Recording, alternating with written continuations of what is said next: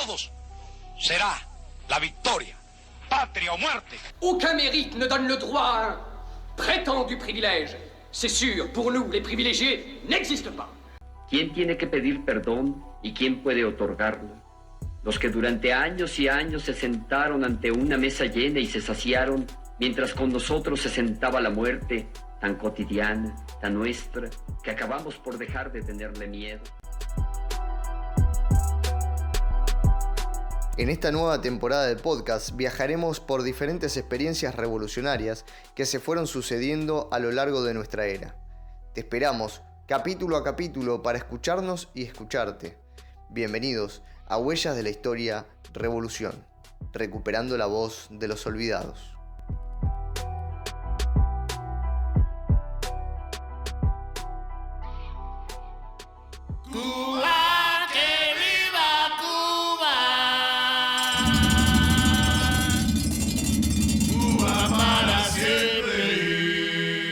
Bienvenidos al noveno y último episodio de nuestro Huella de la Historia Revolución. Hoy vamos a abordar la Revolución Cubana junto a Lucía de Sajes, graduada de la UBA y especializada en historia cubana.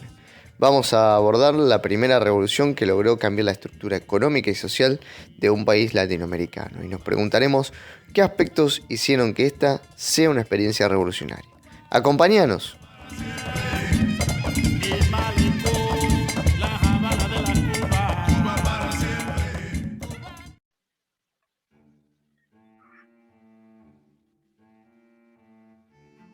Bueno, ya estamos conectados con Lucía de Sajes.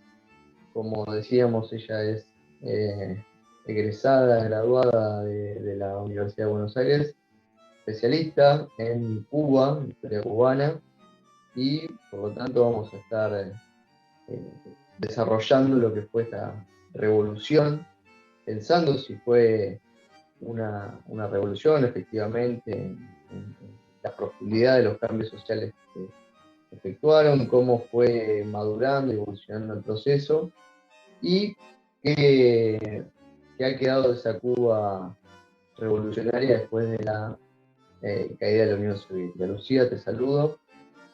Buenas, ¿cómo estás? Todo bien, por suerte. Bueno, Lucía, la idea de este podcast, esta charla que vamos a tener es para el cierre también de esta temporada 2 del podcast, de la serie de revoluciones. Es justamente charlar sobre Cuba, que mejor con vos que lo trabajaste tanto. Y como una primera línea para empezar a charlar y a debatir sobre el tema es, sí, la Revolución Cubana, así como lanzando una hipótesis, fue efectivamente una revolución, ¿no? Exactamente, quizás la Revolución Cubana en América Latina sea la gran revolución del siglo XX en muchos sentidos, ¿no?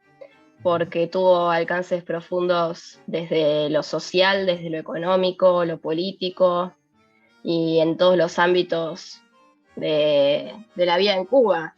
Sabemos también los alcances que tuvo en materia de educación, de salud, que han sido muy importantes y que llevan a que Cuba, aún hoy, después de muchos periodos de crisis propios de Cuba y internacionales también, sigan manteniendo índices elevadísimos en ese sentido, ¿no?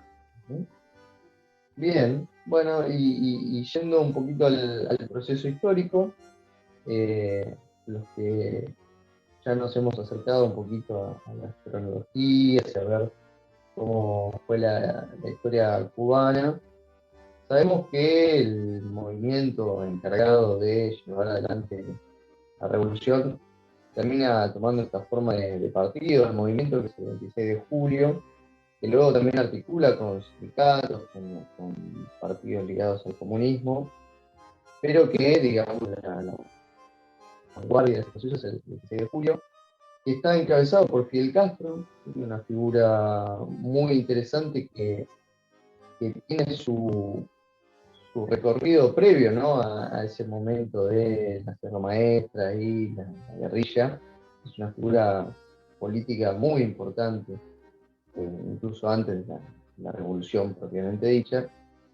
Y sabemos que enarbola una especie de programa que quiere, que es ese alegato que hace en la historia de Manuel Solerá, donde sienta las bases de un pensamiento cubano, también traído de una tradición que viene de Martí, ¿no? De aquella revolución de independencia, y que habla un poco de cortar los lazos coloniales que atan a una isla que vive en constante dependencia en un primer momento con España y luego obviamente con los Estados Unidos.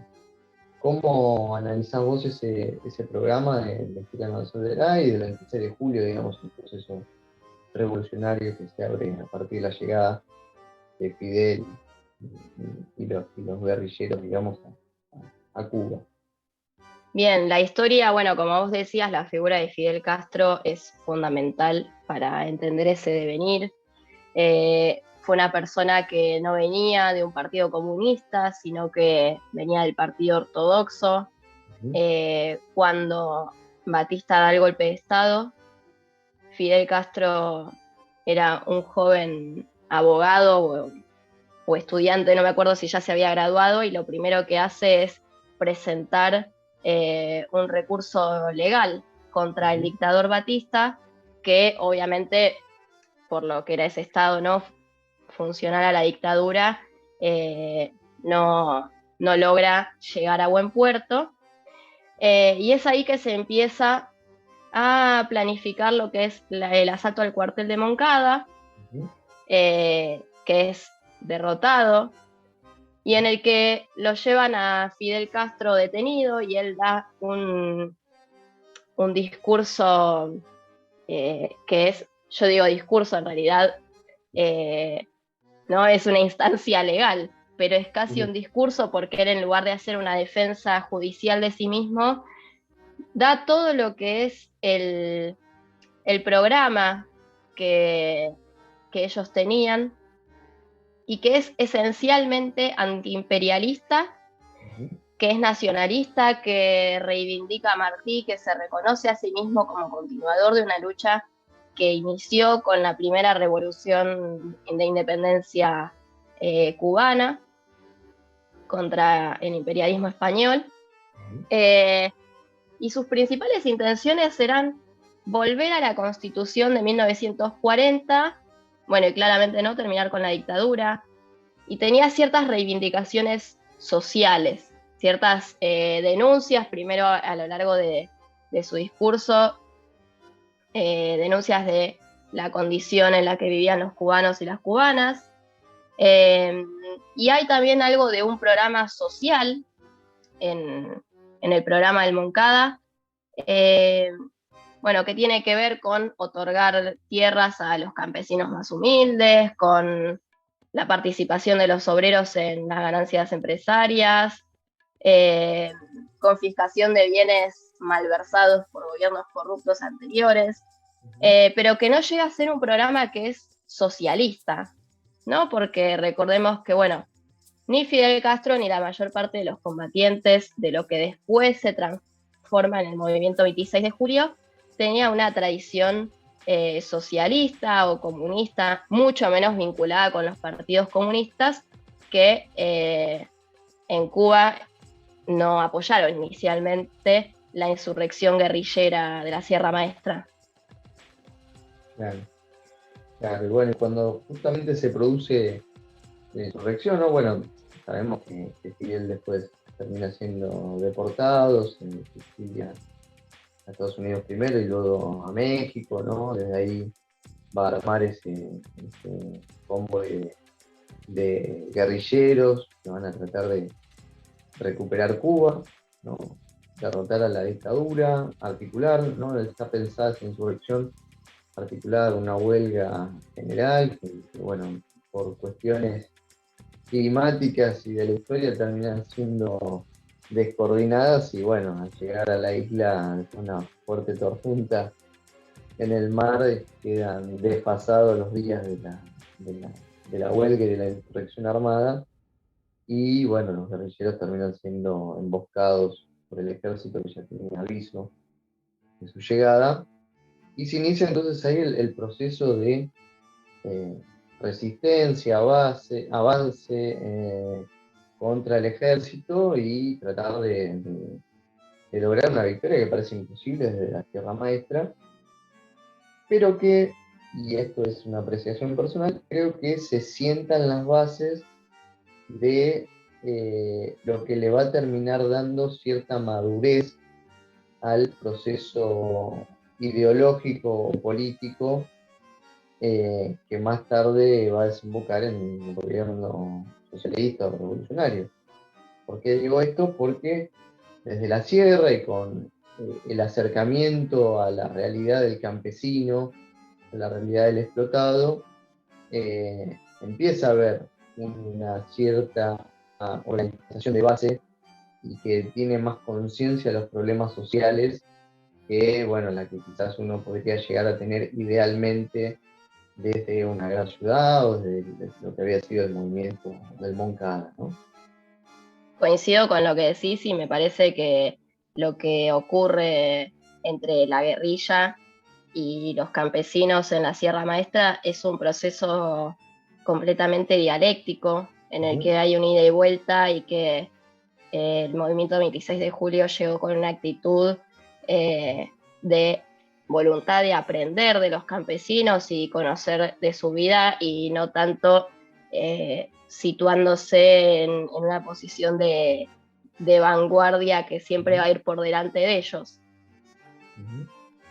Incluso se ve en este acercamiento, ¿no? con estos campesinos, más que campesinos y también para traducirlo en un lenguaje un poco más marxista, ellos toman contacto con obreros, ¿sí? Con peones rurales que están siendo explotados por los grandes terratenientes, ¿no? Y ahí entendemos también la profundidad que adquiere el proceso y las reformas agrarias posteriores, porque estamos hablando no de pequeños campesinos que quieren quedarse con la tierra para sí, como podría pasar, no sé, en el proceso boliviano, por ejemplo, con las comunidades indígenas, sino que estamos hablando ya de peones rurales, ¿sí? Explotados, que trabajan o por un salario o por la subsistencia misma, ¿no? Resabios de la esclavitud, y que luego en la articulación con las grandes ciudades vemos que también hay un sector de la clase obrera en estos sectores industriales, ¿no? De lo que es los ingenieros azucareros, de lo que es, por ejemplo, una industria que es bastante importante, que es la del papel prensa, digamos, ¿no? El trabajo en las imprentas, ¿no? Todo ese marco social que rodea a la guerrilla empieza a madurar en el campo, empieza a tomar forma y va también de la mano de una cierta conciencia o forma de acción de parte del 26 de julio de elaborar pequeñas industrias o pequeños servicios que acerquen al campesino a la guerrilla como estrategia política, si se quiere, pero también social, ¿no? Pienso en las operaciones de muela que hacía el Che Guevara en la sierra, o la zapatería que también montan para poder darle zapatos a los combatientes, ¿no? Entonces hay ahí como un proceso de aprendizaje, ¿no? Sí, hay un proceso riquísimo de aprendizaje en ambos sentidos. Vos nombraste algo que es muy importante y que quisiera subrayar, que es la cuestión de la diferencia que hay entre el campesinado cubano y yo creo que latinoamericano en general, y ese ha sido un poco uno de los errores de la Revolución de Bolivia, a mi entender, con lo que sería el campesinado europeo, porque el campesinado latinoamericano y el cubano en particular no estaba constituido tanto por por pequeños terratenientes, no con una lógica que podríamos pensar, qué sé yo, una lógica farmer,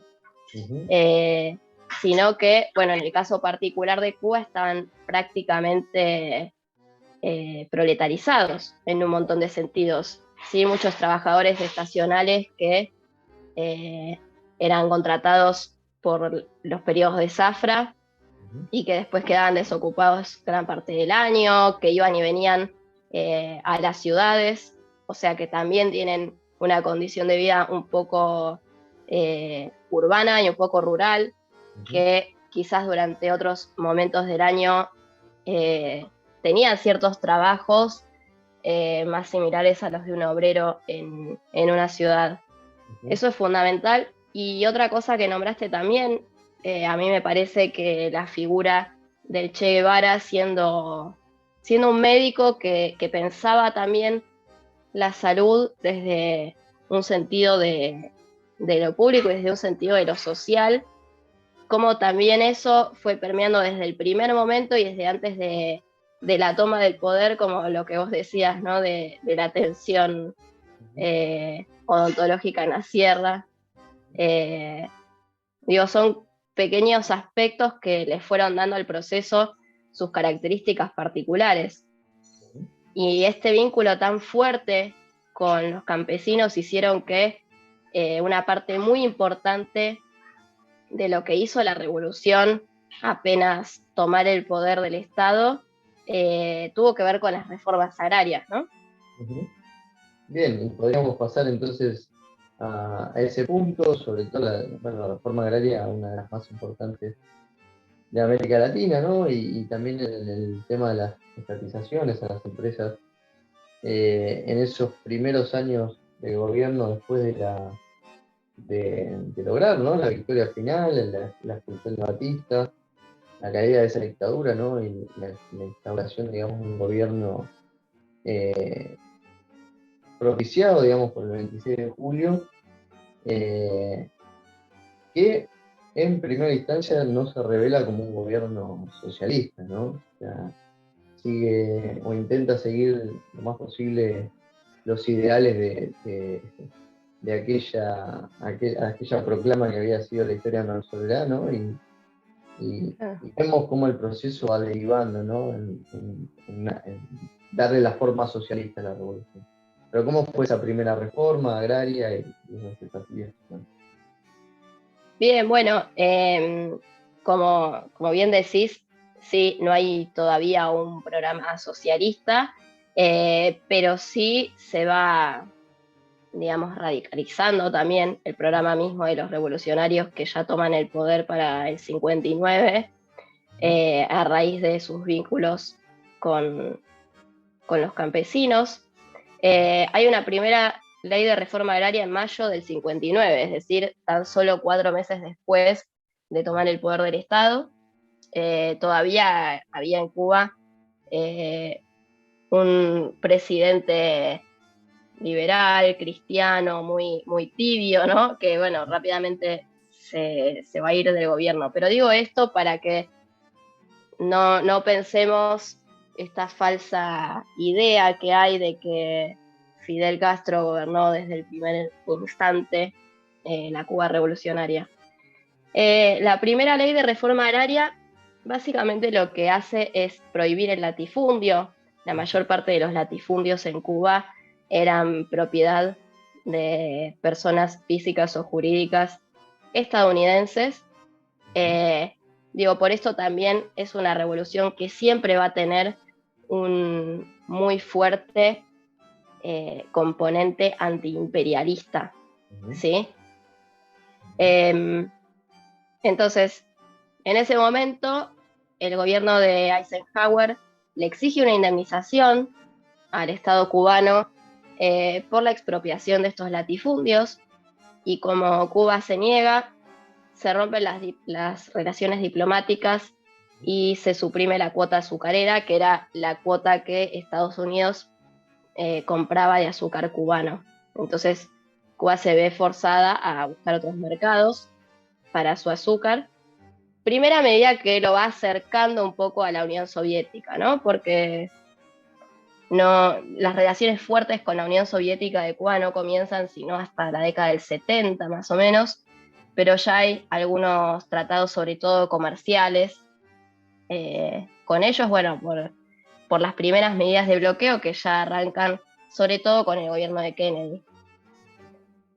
Y bueno, la segunda ley de reforma agraria ya es más profunda, también va limitando la capacidad de concentración de la tierra, pero esa ley ya se da después de que se ha declarado el carácter socialista de la revolución, ¿sí? La segunda ley ya es de octubre del 63. Bien, y ahí en el medio, digamos, también tenemos toda la resistencia, ¿no? Las invasiones que propicia Estados Unidos, ¿no? Exactamente, Estados Unidos realiza una invasión en el año 61 en Bahía de Cochinos, y es justamente en vísperas de esa invasión que Fidel Castro da un discurso en el que proclama el carácter socialista de la Revolución Cubana, que dice: hemos hecho una revolución socialista a las narices de Estados Unidos. Cuba repele con éxito esa invasión. No sé si muchos países lamentablemente han podido repeler de semejante manera una invasión norteamericana.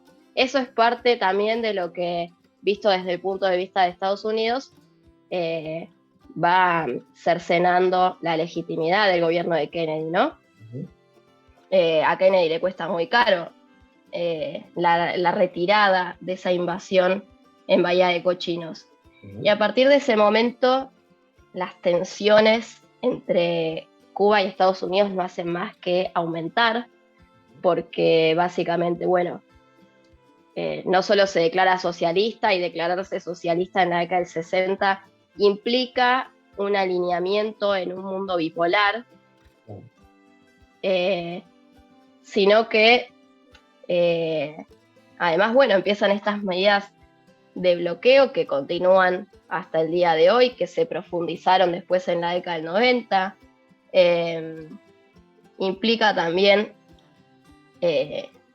cualquier tipo de estrategia que se dio a Estados Unidos para derrocar al régimen instaurado en Cuba, ¿no? Medidas económicas, bueno, invasión como la de Bahía de Cochinos, trabajos de inteligencia, en fin, como que asesinatos a Fidel, ¿no? muchísimos. ¿Qué te iba a decir? Pensando, digamos, en esto del carácter socialista de la revolución, y creo que es uno de los puntos más importantes para poder catalogarla como una revolución, tenemos el tema del sistema de planificación económica, ¿no? De planificación centralizada, me refiero. Porque en América Latina, ¿no? Y bueno, el mundo también, pero pensando en esta región, muchos gobiernos, muchas revoluciones se han autoproclamado socialistas sin tocar la estructura de propiedad y la estructura de clases, ¿no? Sin embargo, la revolución cubana hunde sus raíces en esta relación social que es el capital, y modifica el sistema de propiedad, ¿sí? Y por ende también el sistema de producción, ¿sí? El modo de producción, y avanza hacia un sistema de planificación económica centralizada. Exactamente, y aparte lo hace de manera muy rápida, ¿no? Exacto. Porque no es que tuvieron que pasar 20 años, sino que esto ocurre, yo creo que en los primeros 5 años de la revolución ya se dan pasos decididos en ese sentido. ¿Cómo funcionaba ese sistema, Luz? Bueno, el sistema de planificación en realidad fue materia de un debate, que fue un debate riquísimo de la economía de Cuba, pero yo creo que también es un debate riquísimo del marxismo en general. Creo que todo pensador del marxismo tiene que revisar este debate porque es genial. Esencialmente en ese debate había dos posturas, una postura encarnada por el Che Guevara, que como sabemos, bueno, el Che Guevara sí era uno de los revolucionarios que desde antes de combatir en la Sierra Maestra era un avezado lector de distintos autores marxistas, pero no tenía vinculaciones con los partidos comunistas y de hecho ha tenido sus conflictos con algunos partidos comunistas, como fue en el caso de Guatemala.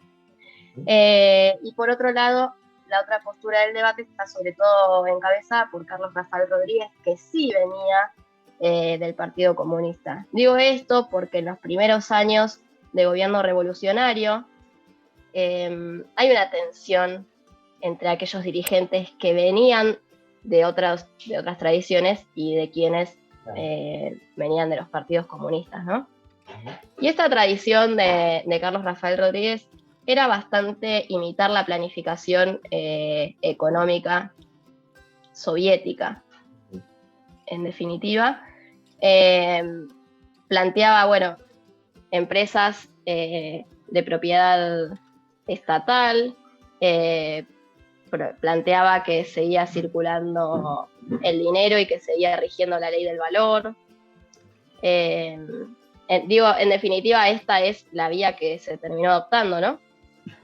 Y la postura de Che Guevara era bastante innovadora, y lo que él planteaba era que en realidad Cuba no tenía por qué tener la necesidad de imitar el modelo soviético, dado que Cuba tenía un montón de características propias, específicas, que la diferenciaban muchísimo de la Unión Soviética. En primer lugar, bueno, su extensión. En segundo lugar, haber hecho la revolución en un momento histórico posterior que ya le daba cierta estructura. En segundo lugar, que ya había una tendencia al monopolio capitalista en Cuba muy fuerte. Entonces, el Che dice, esto nos sirve para ir centralizando más esta planificación y dejar de pensarlo de manera de empresas descentralizadas.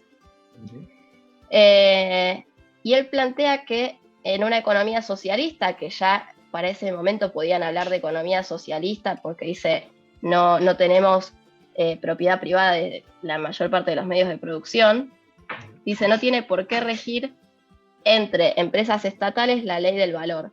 Por eso su sistema se llamaba sistema presupuestario de financiamiento y planteaba que los intercambios entre empresas estatales tenían que regirse de acuerdo al presupuesto y no de acuerdo a intercambios comerciales entre esas empresas como si fueran empresas capitalistas. Pero bueno, por muchos motivos terminan optando por el sistema más a la soviética, ¿no? Sí, ahí tenemos temas políticos, ¿no? que van rodeando también las decisiones, que van aislando también a Che Guevara, ¿no? En los debates, etc. Lo que tal cual me parece muy, muy interesante y que impacta sobre cierto sentido común es que siempre se piensa a la Cuba revolucionaria como una Cuba sin debate, con una línea única que baja directamente de Fidel, ¿no? Y que cuando uno empieza a estudiar historia y empieza a leer, ¿no? Uno se empieza a dar cuenta que son un poquito más complejos los procesos y que efectivamente los debates existen, ¿no? Y sobre todo en esa primera época de experimentación socialista, ¿no? Tal cual, pero aparte hay debates en Cuba. Es increíble porque hay mucha desinformación al respecto y esta idea, como vos decías, de que todo venía de Fidel y que Fidel como un gran dictador que bajaba de línea en todos los sentidos, y en realidad se han hecho muchas autocríticas de manera pública, porque Fidel en varios discursos de manera pública dijo: si hubiéramos elegido el camino que planteaba el Che, quizás no hubiéramos tenido tantos los problemas que después tuvimos. Digo, esa es una autocrítica muy fuerte que él hizo públicamente, esos discursos están disponibles en internet.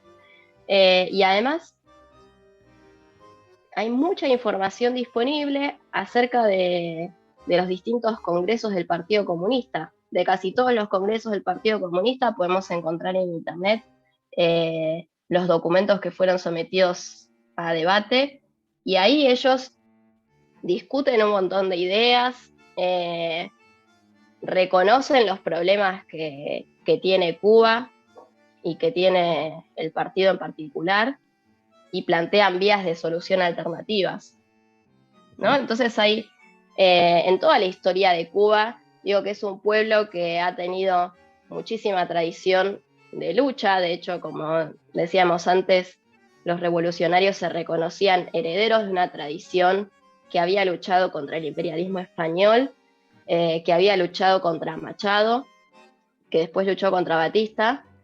Ese pueblo de Cuba, digamos, no es que se apagó, ni que dejó de debatir y de participar, sino que las discusiones adentro de Cuba sobre el devenir son frecuentes, no solamente en las altas esferas del gobierno, como fue el caso del Gran Debate, sino en toda la sociedad, ¿no?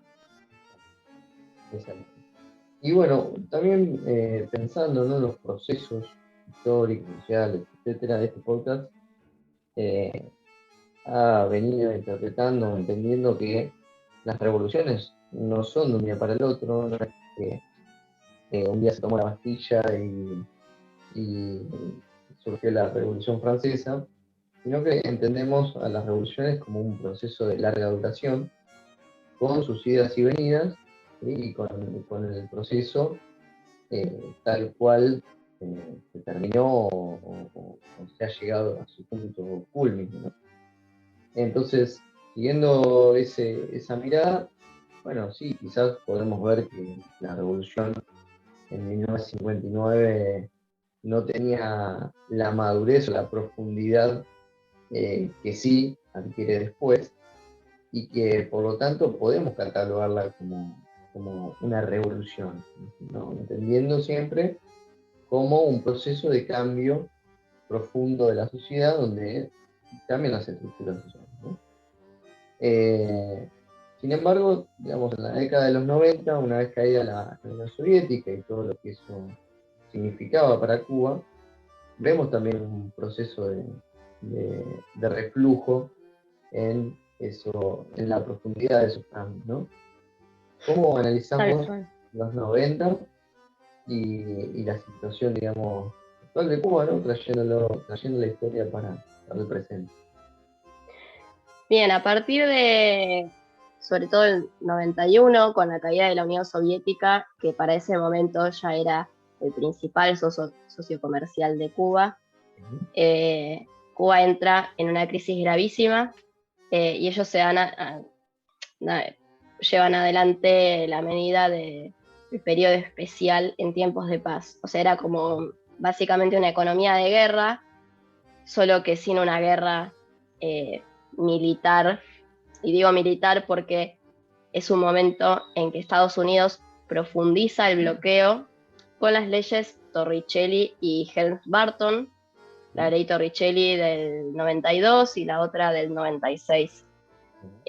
Son leyes que los mismos considerandos de las leyes indican que se proponen, que ven una oportunidad en la caída de la Unión Soviética, en el empeoramiento de las condiciones de vida de los y las cubanos y cubanas, y ven como una oportunidad esto, y entonces dicen, bueno, vamos a presionar aún más a Cuba. Entonces, bueno, sobre la base de que Cuba pierde su socio comercial principal, las medidas de bloqueo que, digamos, porque no lo mencioné hasta ahora, implican sanciones económicas para empresas de otros países que quieran comerciar con Cuba, ¿sí? Sanciones que impone Estados Unidos. Entonces el panorama fue muy complejo, hubo escasez de productos básicos para la vida, y ese proceso tan grave dura más o menos hasta el 2002, cuando aparece otro gran socio de Cuba, que es Venezuela. ya gobernada por Chávez.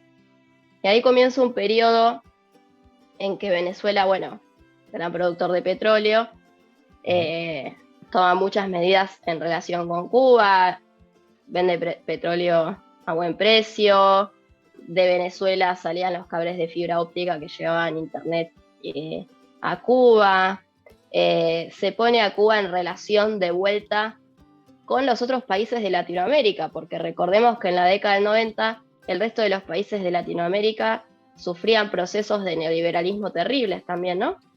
Sí. Quienes tenemos más de 30 lo sabemos muy bien. Uh-huh. Y bueno, la década del 2000 sobre todo fue una década de acercamiento entre los países de Latinoamérica con ciertas instituciones como el ALBA, bueno, posteriormente la UNASUR, la CELAC, ¿no? Uh-huh. Y ahí Cuba puede respirar un poco, pero a la vez se empieza a preguntar, porque ellos, como decíamos, ¿no? Son los países con planificación socialista, se piensan a sí mismos hacia un futuro, ¿no? No es que están solo tratando de sortear el presente. Entonces, así como ellos tenían planificadas ciertas cosas, en el caso del periodo especial, también empezaron a pensar, bueno, no podemos depender de Venezuela por siempre. Y entonces el Partido Comunista realiza 2 congresos, en 2011 el 6º congreso y en 2016 el 7º. Y en esos congresos se plantean ciertos problemas que ellos ven que tiene la sociedad cubana. Y es a partir del 6º congreso de 2011 que se proponen actualizar el modelo económico, empezar a permitir cuentapropismo, uh-huh. Permitir en cierta medida, bastante limitada, las inversiones extranjeras. En 2014 se termina sancionando una nueva ley de inversiones extranjeras. Pero también ciertas cosas que hacen al funcionamiento político. Se plantean que es necesaria la participación o aumentar la participación política de mujeres, afrodescendientes y de jóvenes. Recordemos que también no hace tanto Raúl Castro dejó el poder y con él dejó el poder la generación de la Sierra Maestra, que no fue poca cosa, ¿no? Pasaron como cierto legado a la siguiente generación. Y también hay un tema con esta juventud, porque pensemos que una persona joven en Cuba se ha criado durante el periodo especial, se ha criado durante los peores años en cuanto a calidad de vida en Cuba, y no han visto o ya vieron como dadas las grandes reformas sociales y económicas en Cuba, ¿no? Y esto también le generó cierta oposición al interior de Cuba, obviamente no solo de manos de esta juventud, pero sí esta juventud jugó un rol importante. Entonces, bueno, se plantearon lograr incluir en la participación política a estos jóvenes y a la vez actualizar ciertas cosas del modelo. Pero bueno, la verdad es que en líneas generales, ¿no? Cuba ocupa otro rol y yo creo que en gran medida ha logrado salir de esa crisis grave que implicó el periodo especial, por más de que Venezuela, que en algún momento fue su gran aliado, entró en una crisis terrible, ella misma, ¿no? También ocupó otro rol internacional importante. Recordemos que hay algo que es muy importante, no estoy mencionando, pero en el medio de los 2 congresos del Partido Comunista, en diciembre del 2014, Cuba restablece relaciones diplomáticas con Estados Unidos. Uh-huh. Y eso, bueno, no devino después en el fin del bloqueo, pero ha sido importante y lo colocó en el mundo de otra manera. El mediador en ese conflicto fue el Papa Francisco, pero a la vez Raúl Castro medió entre el Papa Francisco y el patriarca de la Iglesia Ortodoxa Rusa. También Cuba fue mediador entre el Estado colombiano y la FARC, bueno, negociación que después no llegó a buen puerto, pero digo, también fue reconocida de otra manera en la comunidad internacional y dejó de tener esa visión que Estados Unidos imponía de que Cuba exportaba guerrillas. Claro. Bueno, un poco, digamos, como conclusión, digamos, a partir de la caída de la Unión Soviética, podríamos decir que el sistema socialista se ha ido desarmando, digamos, ¿no? A raíz de las propias dificultades que supone el desarrollo económico de un país aislado, bloqueado, hundido, digamos, en esta crisis que le impone el desabastecimiento, ¿no? La falta de llegada de productos industriales, la falta de recursos, insumos, y se ha tenido que readaptar a un mundo capitalista en donde, por una cosa o por la otra, digamos, ha tenido que reformar su economía a lo que podría llegar a ser un estilo, digamos, de gobierno más cercano al populismo latinoamericano, ¿no? Así que en la larga duración podemos decir que hemos tenido en Cuba un proceso de cambio muy profundo durante los 60, 70, y luego un proceso de recomposición de las relaciones capitalistas a partir de que se ha ido desarmando también el bloque soviético, ¿no? El bloque comunista a partir de la derrota, ¿no? de la Unión Soviética en la guerra. Sí, así todos esos cambios, perdón, ¿no? Una última cosita. Esos cambios que vos decís hacia el capitalismo comienzan sobre todo a partir de la década del 2000 con esto de permitir, o del 2010 en realidad, con esto de permitir un poco el cuentapropismo, pero así todo en la Constitución que reformaron en 2019 prevé la existencia de una propiedad privada de medios de producción, pero esa propiedad privada no puede darse en ramas fundamentales de la economía, ¿no? Sino que se le otorga un papel complementario, y entonces en gran parte de los medios de producción siguen estando en manos del Estado. Así es. Lucía, muchas gracias por acompañarnos en este último episodio, ¿sí?, del podcast. Queríamos cerrar a lo grande, ¿no?, con tu participación, así que muchas gracias por estar y también a todos los que nos han acompañado. Muchas gracias a vos y a todos los que nos escuchan. Hasta aquí llega nuestra temporada número 2 del podcast Huella la Historia Revolución. Queremos agradecerles por acompañarnos en cada capítulo y los invitamos a enterarse de más iniciativas en nuestras redes sociales, tanto en Instagram como en Facebook. Hasta pronto.